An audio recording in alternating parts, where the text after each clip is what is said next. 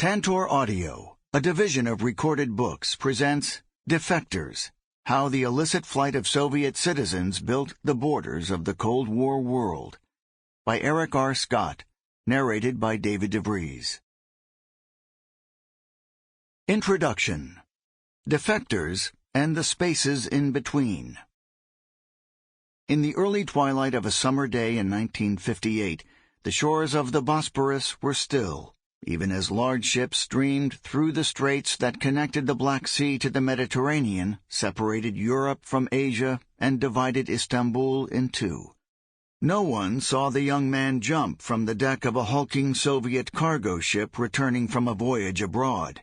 The identity of the man who swam to shore with nothing but the soaked clothes on his back remained mysterious even after the Turkish police took him into custody. An American CIA officer posted to Turkey put the young sailor through a lie detector test to determine whether he was a Soviet agent. The Turkish press, whether by mistake or to conceal him from Soviet officials seeking his return, initially misreported his name as Grigory Dmitriev. Soviet authorities subsequently identified him as Viktor Oreshkov, a low-ranking sailor on his way home to the USSR. Oreshkov's leap into the Bosporus was quickly investigated with political meaning. Turkish reporters described him as a valiant defector who swam to freedom. A Soviet court charged him with a crime of betrayal of the motherland in the form of flight abroad and sentenced him to death for treason. Expeditiously granted a Turkish passport, he was placed on a plane to New York to keep him out of the reach of Soviet prosecutors. Upon arrival, he was greeted by a representative of the Tolstoy Foundation, a Russian émigré group that received funding from the U.S. government to help defectors resettle in the West. He found work in New York, saved his earnings, and gained American citizenship in 1965. Up to that point, Oreshkov's story read like a classic case of Cold War flight. It would soon unravel in ways that confounded expectations on both sides of the Iron Curtain. Just 2 years after receiving his U.S. citizenship papers, he embarked on a 2-month journey to socialist Bulgaria. While America's CIA officers had relied on the cooperation of their Turkish allies, Soviet authorities could count on Bulgarian intelligence to provide a careful account of Oreshkov's visit. A report dispatched from the Bulgarian capital of Sofia recounted his stay in minute detail, from the conversations he struck up with locals to his relationship with a waitress at a restaurant near where he was staying. After his return to the United States, he appeared restless. He subsequently showed up unannounced at the gates of the Soviet embassy in Washington in 1973, requesting that he be allowed to go back to the land of his birth. Officials in both Moscow and Washington struggled to understand his motivations. The KGB scrutinized his biography and behavior for clues as to why he had left, the reasons for his return, and whether he was acting at the behest of American intelligence. Questioned after he went back to the USSR at the end of 1973, he explained to Soviet investigators that he had jumped into the Bosporus on an impulse, frustrated by an argument with the ship's captain over a dog that the sailor kept on board against regulations. His KGB interlocutors were perplexed, but ultimately decided to let the matter rest. Following a psychiatric screening, he was released to live near his parents in central Russia, his death sentence commuted. Yet the following summer, Oreshkov showed up at the U.S. Embassy in Moscow, asking the Americans to take him back. Secretary of State Henry Kissinger questioned whether Oreshkov was still an American citizen, and even suggested that the man at the embassy might be an imposter. Until U.S. officials spent time scrutinizing the identity question based on available photographs, Kissinger wrote, they could not be sure he was who he claimed to be. In the end, the American side relented. Oreshkov was flown back to New York in April 1975 and quietly resettled out of public view. This account of Oreshkov's story, traced through archives on both sides of the Cold War conflict, diverges from the tales of defection told in spy novels, dramatized in films, and celebrated in Western news coverage. Popular portrayals heralded those who fled, jumped, or flew across the border, separating socialist captivity from the free West. Rather than a one-way journey, Oreshkov's defection was the beginning of a decade and a half spent crossing the political and ideological fault lines of the Cold War. In some instances, cases of defection provoked fierce competition between the Soviet Union and the United States. But when Oreshkov sought to return to the USSR, American officials seemed eager to be rid of him, and Soviet authorities were unsure whether to regard him as a covert agent or a schizophrenic. His movements lacked clear meaning. His journey's arc was a recurrent loop. Oreshkov's story, though more obscure than the defection of a high-ranking Soviet official or a world-class ballet dancer, was far more representative of the experiences of migrants who sought to transcend the borders of the Cold War world and manipulate the migration policies of the superpowers for their own ends. While the capitalist and socialist camps vied for defectors and were quick to view their migration through an ideological lens, governments on both sides were wary of spontaneous movement. Over time, the Cold War superpowers used their global reach to restrict the pathways open to defectors, even as they facilitated migration flows through checkpoints that they could manage and control. In a mutually reinforcing way, both sides shored up borders to regulate movement in previously ungoverned spaces across the globe, targeting the liminal areas favored by those fleeing the socialist bloc.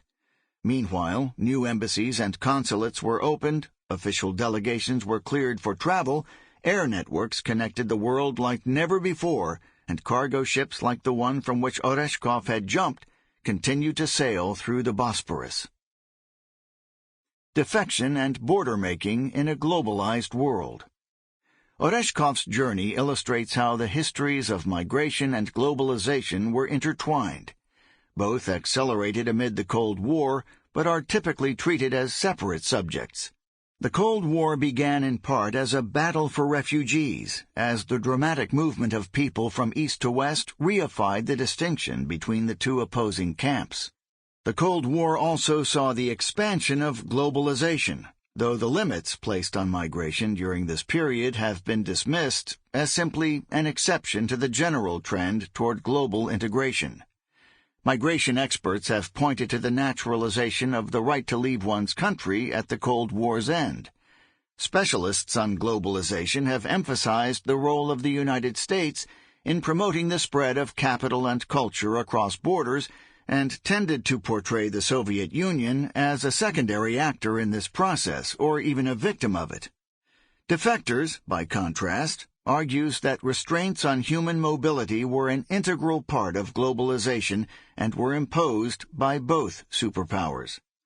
During the Cold War, border technologies grew more advanced, screening measures more extensive, and spaces previously beyond the reach of state control more thoroughly regulated by law.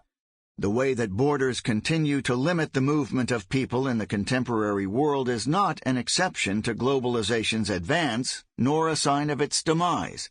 Rather, it is a key feature of globalization's architecture, shaped by the interaction between two rival systems for governing international migration in the Cold War. Defectors were both the catalysts for the delimiting of previously open spaces and the most visible representatives of the consequences of enclosure. While other migrants were rendered as anonymous statistics, defectors were tracked by state intelligence agencies, interviewed by non-governmental organizations that advocated on their behalf, and subjected to extensive media coverage in the capitalist and socialist camps, whether in celebration or condemnation of their actions. Defection occurred in the spaces that lay between two global mobility regimes. One, supported by the United States and upheld by its allies, was devoted to managing entry and selectively attracting certain classes of migrants. The other, maintained by the Soviet Union and most other socialist states, was intent on retaining and returning wayward citizens.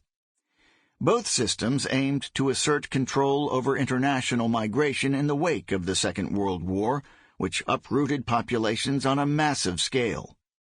The American regime was justified by a strategically defined humanitarian universalism. Its Soviet counterpart claimed to protect migrants from capitalist exploitation. U.S. policymakers worked through international institutions to construct an asylum system that emphasized the freedom to leave one's country, but did not guarantee the right to enter the United States. The Soviet Union and its allies cast the effort as a cynical attempt to lead socialist citizens astray. Defection was jointly produced by the criminalization of emigration by socialist states, the strategic encouragement of departure by capitalist states, and the tactics of migrants who sought to navigate the era's turbulent politics. Unlike most migrants before and after the Cold War, defectors were pursued by the states they left, even as they were sought by the states that received them. Wherever they moved, they carried competing claims of sovereignty with them. Their global journeys helped map out the contested spaces of the Cold War. Some, like Vladimir Pronin, a private in the Red Army, abandoned their posts in Soviet-controlled Germany and crossed through the shadowlands of Berlin before the wall went up in 1961. Others plotted an escape from the periphery of the Soviet Union. A year after the Berlin Wall's construction, two young men, Revas Meshedza and Yuri Orekhov, stole a classified map detailing the Soviet Union's border with Turkey and journeyed to the Black Sea city of Batumi, where they hoped to swim with the aid of a handheld propeller to the Turkish coast or to a foreign ship willing to pick them up. 8 years later, in the same city, a father and son, Prani and Algirdis Brazinskis, undertook the first hijacking of a Soviet civilian airplane. They also hoped to reach nearby Turkey, a member of the NATO alliance opposed to the Soviet Union. Others sought to flee from the Soviet Union's extraterritorial outposts in the West, while Soviet official Viktor Kravchenko, who abandoned his post in Washington as the Second World War drew to a close, may have been among the first to choose freedom in this manner. The most dramatic escape belonged to Oksana Kasyenkina, a school teacher to the children of Soviet diplomats in New York. Kasyenkina made a stunning leap to freedom from the window of the Soviet consulate as a group of onlookers gathered on the Manhattan sidewalk. On the high seas, defectors traveled beyond the reach of the Soviet state, as happened with the crew of the Soviet tanker Tuapse, detained in the South China Sea in 1954 and subsequently scattered across the globe. Some found points of departure in neutral countries that hoped to avoid taking sides in the Cold War, even if it was difficult to do so. The most famous case was that of Svetlana Alulyeva, Stalin's daughter, who sought refuge at the U.S. Embassy in New Delhi. She was shuttled to Rome and questioned by American officials in Geneva before arriving in the United States. While flight from all socialist states galvanized public attention, none of the defectors were pursued so relentlessly or sought so eagerly as those from the Soviet Union.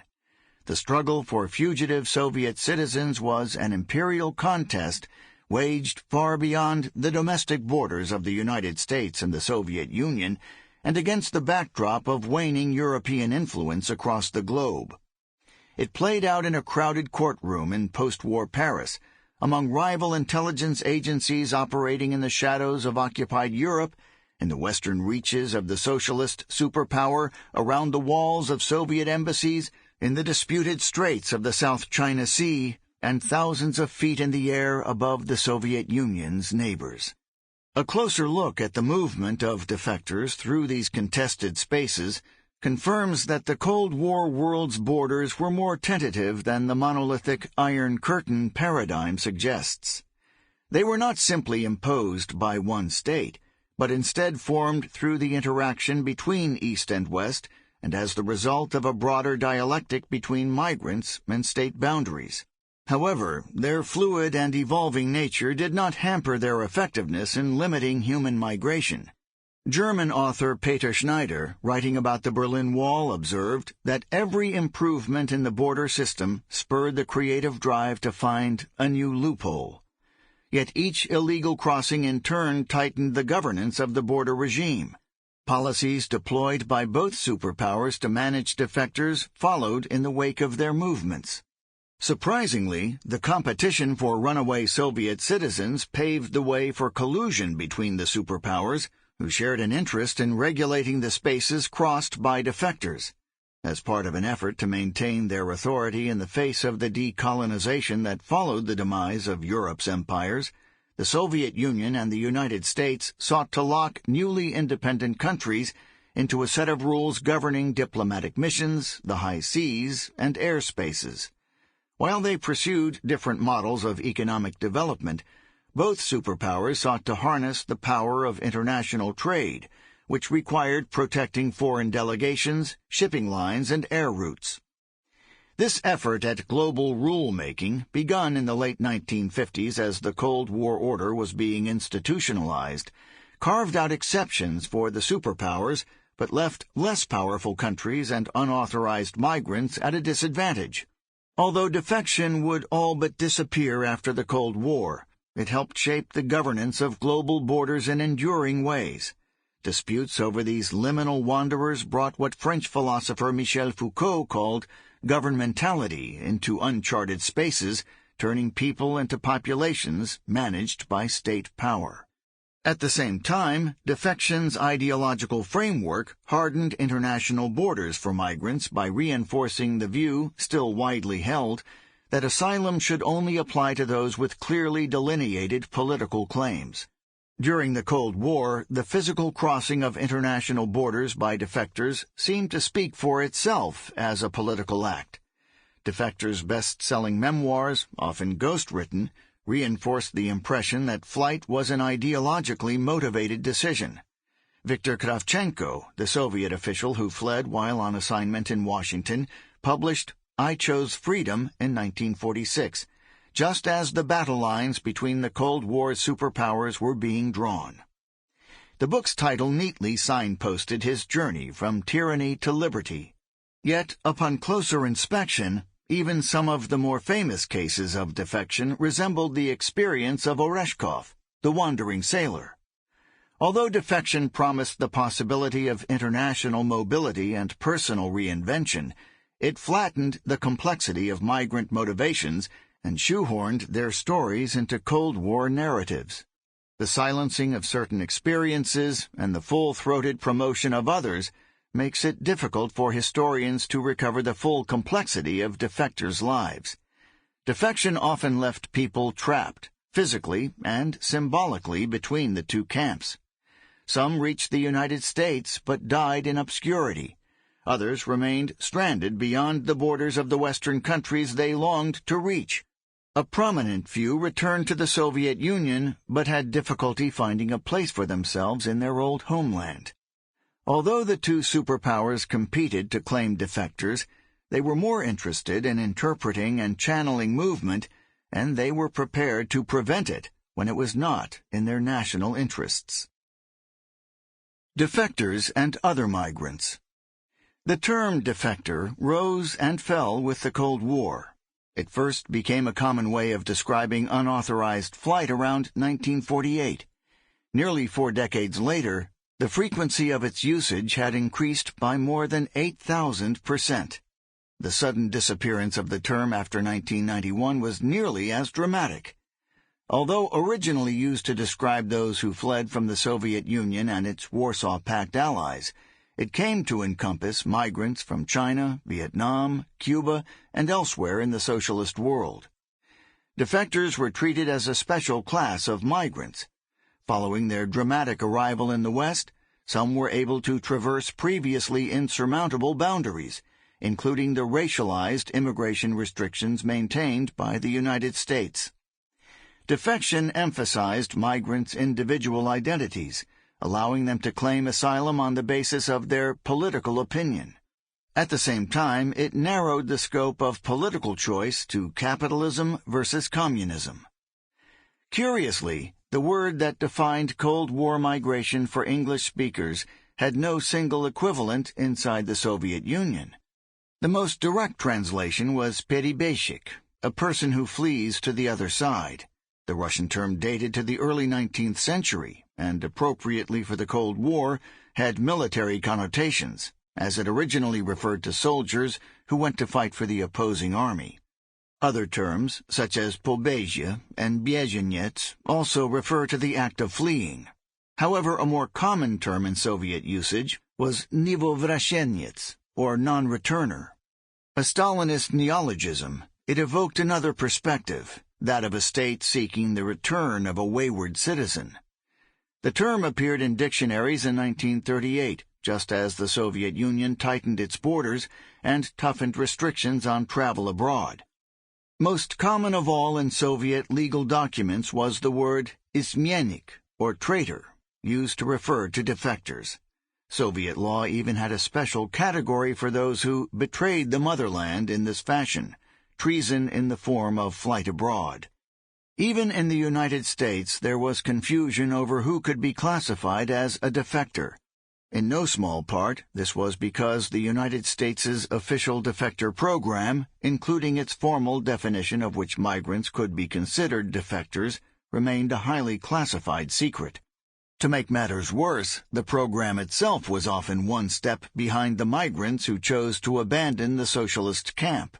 A 1949 U.S. government memorandum noted that Kravchenko's book, The Memoir of Igor Gozyenko, a former cipher clerk who bolted from the Soviet embassy in Canada, and the dramatic defection of Kazyenkina, did more to arouse the Western world to the realities of the nature of communist tyranny than anything else since the end of the war. All three fled before a coordinated framework for handling defectors had been created. Once a formal program was established, it was determined that defectors had to possess two qualities. They had to have escaped from the control of the USSR or countries in the Soviet orbit, and they also had to be of special interest to the U.S. government, whether as a result of intelligence they possessed or because their defection could be exploited in the psychological field. Yet even this definition posed problems. For one, it assumed that defection was unidirectional escape, when in fact some ended up returning home voluntarily. It also assumed that U.S. government agencies had a common definition of what constituted special interest. Further, it opened the nebulous realm of psychological exploitation, in which not only state authorities but also journalists and migrants themselves, if they could capture the spotlight, told stories that galvanized a popular audience. Intertwined with the U.S. government's publicly touted escapee program, the term defector came to be used by reporters, book publicists, ordinary citizens, and even U.S. officials not briefed on its classified definition. Migrants from socialist countries soon seized on it to describe themselves and facilitate their movement across the globe. The term had counterparts in other countries through which defectors moved. The notion of a defector as one who runs across a border, present in Russian, also existed in French, transfuge, and German, Überläufer. In Finnish, loikkari, the term indicated a leap over a physical or symbolic hurdle. In Polish, uciekinier, it referred to someone who ran away. Reflecting the Cold War's mobilization of ordinary people in a global military contest, languages on both sides of the Iron Curtain often equated defection with desertion, a term typically reserved for soldiers. Sometimes defection was distinguished as a political form of desertion, as it was in Spanish, desertor político. Like the Soviet Union, socialist states stood out for using unique legal terms to classify defectors, all of which emphasized illegal movement. In East Germany, defection was referred to as Republikflucht, unauthorized flight from the People's Republic. Despite their various shades of meaning, all of these terms emphasized unauthorized exit and flight across borders. Because defection centered on the notion of illicit departure, it could not really be applied to those traveling from west to east. The fact that most Western citizens could leave their home countries freely made their journeys to Moscow less remarkable. There were a few Western citizens whose relocation to the Soviet Union was described as a defection. Chief among them was Kim Philby, the British intelligence officer who worked for decades as a secret agent of the Soviet Union before fleeing to Moscow in 1963 when his cover was blown. Yet there were only a handful of cases like Philby's, and these individuals were just as likely to be described as turncoats. By contrast, the concept of defection was applied to any Soviet citizen who fled, whether that person was a high-ranking KGB officer or a disgruntled sailor, a prominent artist or a humble schoolteacher, an athlete at the Olympics or an unemployed wanderer who evaded Soviet border controls. Though a numerically small group, defectors had an outsized political importance. They were seen not only as the elite of the Soviet world, as the U.S. State Department's policy planning staff described them in 1948, but also an elite category of migrants, free to escape if they could manage to do so, but also freer than most to resettle. The classified document establishing the U.S. Defector Program, NSC 86/1, granted defectors the possibility of immigrating to the United States without regard to their former political affiliations. Yet resettlement in America was seen as a last resort. U.S. officials envisioned most defectors either remaining in Western Europe to battle Soviet influence there, or being dispatched to Australia, Canada, or Latin America, when European allies complained about being burdened with refugees. Defection did not simply mean unfettered mobility. It also meant being rerouted, and in some cases being stuck in limbo, crossing borders but never reaching one's intended destination.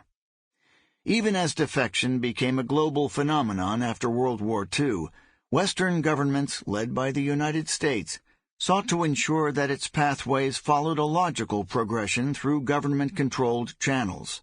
At the inception of the Defector program in the early 1950s, all manner of illegal crossings were celebrated. The riders of the Czechoslovak Freedom Train were praised for commandeering a locomotive. The U.S. Escapee program's newsletter heralded the story of a Bulgarian family that crashed through the Greek border in a 1927 Chrysler, reinforced for the journey with steel plates and concrete slabs. The newsletter even touted the hijacking of a Hungarian passenger plane by 7 determined escapees who overpowered the communist crew. Such feats were held to be evidence of the resourcefulness and courage which the love of liberty can create in an oppressed people. Although government officials promoted stories like these, Western journalists sometimes outstripped policy guidelines in their enthusiasm for escape, given the popular interest it commanded. Perhaps the most notorious example was the television network NBC's role in financing and filming an effort by West German students to dig a tunnel under the Berlin Wall to facilitate the escape of friends and family members in the East. When it was ready to air, the Kennedy administration tried to block, unsuccessfully, the television special's broadcast in 1962. As the years went by, standards were established for admittance, evaluation, and resettlement, with defectors channeled through the same reception centers, asked similar questions at press conferences, and encouraged to write memoirs that all resembled Kravchenko's I Chose Freedom. The diplomatic dance between the United States and the Soviet Union that followed a defection also became routinized. Soviet protests kept to a familiar script, with accusations of mental instability and moral failure regularly leveled at those who fled. In 1963, the escapee program was formally ended, succeeded by the more generic U.S. refugee program, and U.S. officials grew more circumspect when talking about unauthorized flight. Defectors, however, continued to undermine efforts to regularize their movement. They found new pathways for exit and told stories that did not always conform to the narratives of the Cold War endorsed by the superpowers. Although all were claimed by Moscow, Soviet citizens who fled were a multi-ethnic group and made varying appeals to diaspora communities abroad. Their unpredictable actions drew the United States and the Soviet Union into refugee camps, border zones, the boundaries of extraterritorial spaces, the seas, and the skies. The Soviet Union's effort to stem illegal emigration and Sample complete. Ready to continue?